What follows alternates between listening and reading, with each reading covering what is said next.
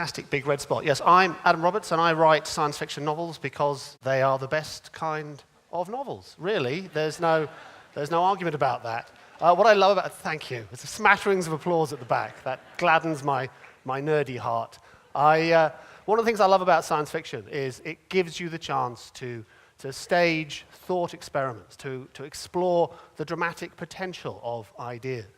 And what I want to talk about for my 9 minutes is a novel I wrote a few years ago called New Model Army. I'm not here to plug my novel, except to say, buy my book, buy 6 copies in case you lose 5. Think how sad you'd be if you bought 5 and lost all 5.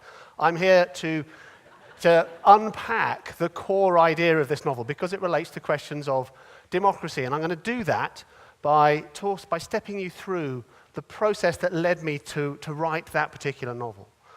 It's a novel about democracy.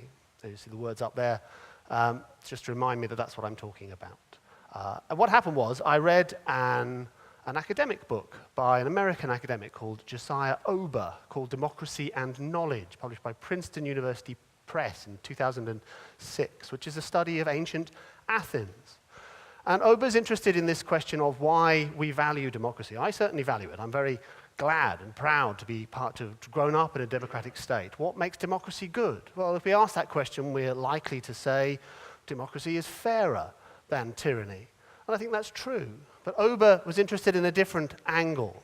He was interested in the question of whether democracy is stronger than other modes of governance. Because democracy gets a bad rap as far as that goes.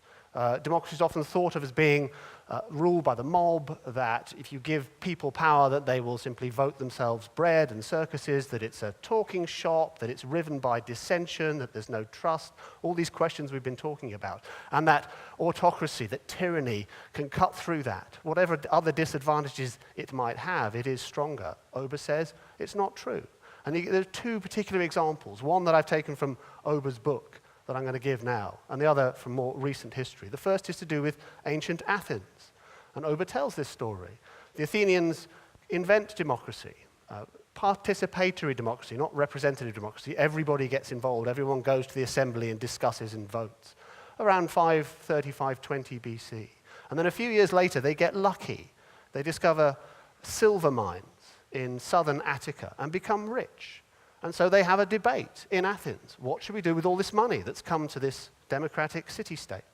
Shall we distribute it amongst ourselves so we all become wealthy people, or shall we spend it on something that's for the good of the state? And they voted to do the latter. They built a navy, and that navy they then used when Persia invaded a few years later to defeat the Persian army. And Ober's point is, democracies consistently show that they are able to make tough decisions, that they don't simply pander to the needs of ordinary people. And I think that's right. The other example is from the 30s and 40s of the last century. It's still hard for me to think that it's the last century because I'm living in the past, despite being a science fiction writer and looking to the future. The build-up to the Second World War, when the world was divided between democratic nations and fascist states, autocratic nations. And the received wisdom was that a fascist state would be able to focus its will more effectively and outlast a democratic state in a big war, in total war, which is what happened in World War II, of course. Many people believe this. People in democratic states believed it as well. But it turned out not to be the case. That the USA and the UK, democratic nations, went to war with Germany and Japan and Italy, all of whom at the time were fascist states of one sort or another, and won. And this suggests that democracy is stronger than we like to give it credit. So this was my starting point. I read this book, and it interested me, it inspired me. But one thought, above all, came into my brain. And it was that I'm very glad the Allies won World War II rather than the Axis powers. I'm very glad that democratic nations went to war with fascist nations and beat them. But they didn't go to war themselves. They sent armies to fight one another. And those armies were not democratic. The Allied armies were exactly as autocratic and hierarchical and feudal as were the Axis armies, because that's the way armies have always been organized in human affairs. There has never in the history of humankind been a democratic army. And this seemed to me a strange thing. If we follow through the logic that I've been thinking here, if democracy is not only fairer, but stronger than autocracy, then what might it look like if we organized an army on proper democratic lines? And being a science fiction writer, I was able to write a novel in which I realized a world in which that came to be. The obvious objection, I suppose, that might spring to mind is, well, we can't have democratically organized armies. In the heat of battle, there's no time for hustings and debates and voting and all that sort of paraphernalia that goes along with democracy. I disagree.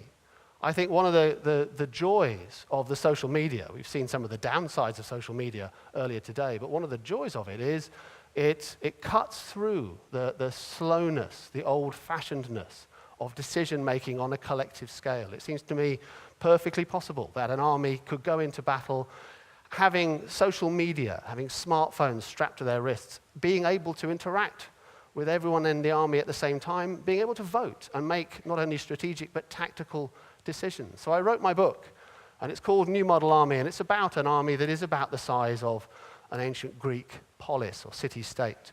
It's a participatory democracy, this army. There are no officers. There's no general that orchestrates their concerns. Every decision that the army makes is collectively arrived at. All the soldiers who take part in who sign up for this army have individual responsibilities. They have to source their own gear. They have to look after themselves medically or look after their friends medically. They have to be au fait. They have to be educated about what it is that they're fighting for and what the best strategic and tactical decisions would be.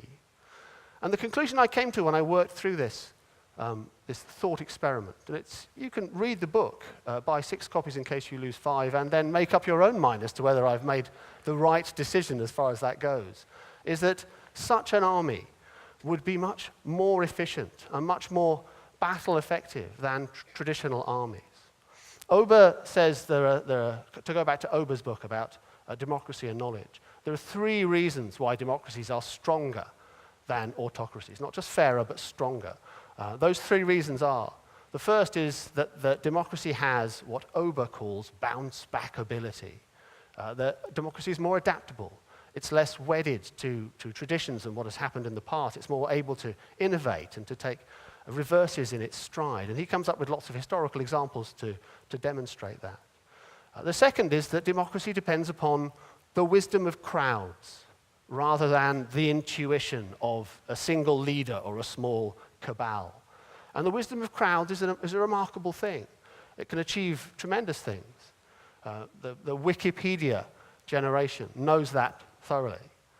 And the third reason, I think, and this in a sense is the most important reason of all, and this is what informed the novel as I wrote it, it's that democracies have this advantage. The citizens in a democracy know that they are not slaves. And that's not true of feudal autocracies. In a feudal autocracy, your life is not your own. It belongs to your hierarchical masters, and that's a thoroughly demoralizing thing. In an army context, army officers give the name morale to this state of affairs, which is that a regular soldier knows his life is not his own, that his life is his superior officers to dispose of as he or she wishes. And that's very disheartening. To be in an army where you thought, well, I'm not a slave, I'm a free man or a free woman fighting for what I believe in, and have all the advantages and the strengths of democracy would make that a better army, I think. And that was the conclusion I came to with my thought experiment about science fiction. And that, I think, is enough for me for now. Thank you very much.